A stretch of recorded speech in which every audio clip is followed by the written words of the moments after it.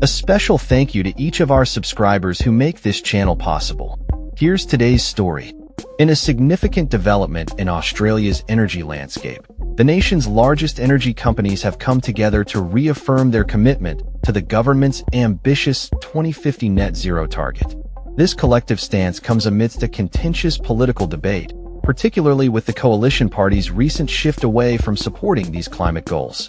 Liberal leader Susan Ley has publicly rejected the net zero target, claiming that the transition to renewable energy will impose unbearable costs on households.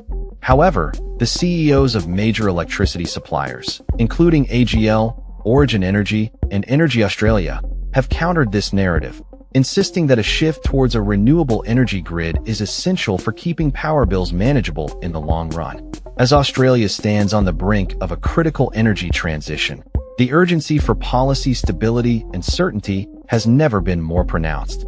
The majority of the country's coal-fired power plants are nearing the end of their operational lives, with many expected to close within the next decade due to escalating maintenance costs and increasing competition from renewable sources. The industry leaders argue that the most economically viable path forward is to invest in renewable energy infrastructure rather than prolonging the life of aging coal plants, which are becoming less reliable and more expensive to operate. In 2022, AGL made headlines by accelerating the closure of its Bayswater coal plant in New South Wales, setting a deadline for no later than 2033. Similarly, the Loy Yang A generator in Victoria has had its retirement date advanced by up to 10 years to 2035.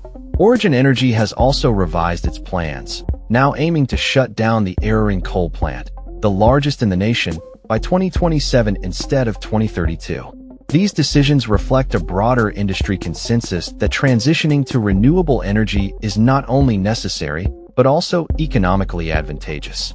The Australian Energy Council has emphasized that while the transition to renewable energy may lead to initial increases in electricity bills due to necessary investments in infrastructure, it ultimately represents the least cost pathway for consumers.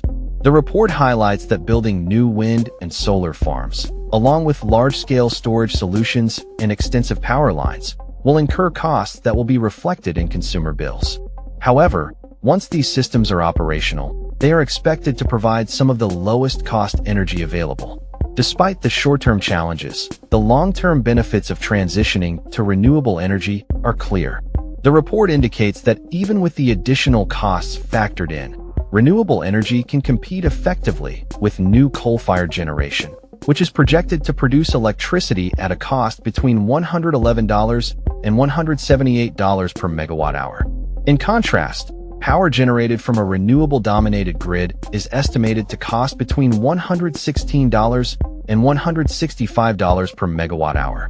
Industry experts have called for an honest and open dialogue about the costs associated with the energy transition, stressing that maintaining and upgrading transmission infrastructure will significantly impact bills in the coming years.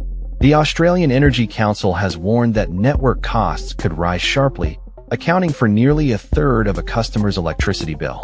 The push to abandon the net zero commitment by 2050, as advocated by the coalition, raises serious concerns about Australia's compliance with the Paris Agreement, which the country signed in 2016. Major investors in green energy projects have expressed disappointment over the coalition's stance, highlighting the need for stable, long-term policies to attract global capital for Australia's energy transition. Clean Energy Investor Group CEO Richie Merzian noted that despite the political shifts, the fundamentals of clean energy investment remain strong. Debbie Blakey, CEO of HESTA, a major superannuation fund, echoed these sentiments, emphasizing the importance of bipartisan support for climate targets to ensure policy stability for long-term investments in energy infrastructure. As Australia navigates this pivotal moment in its energy journey, the dialogue between political leaders, industry stakeholders, and the public will be crucial in shaping a sustainable and economically viable energy future. In conclusion, the ongoing debate surrounding Australia's energy policy underscores the critical need for a balanced approach that acknowledges both the challenges and opportunities presented by the transition to renewable energy.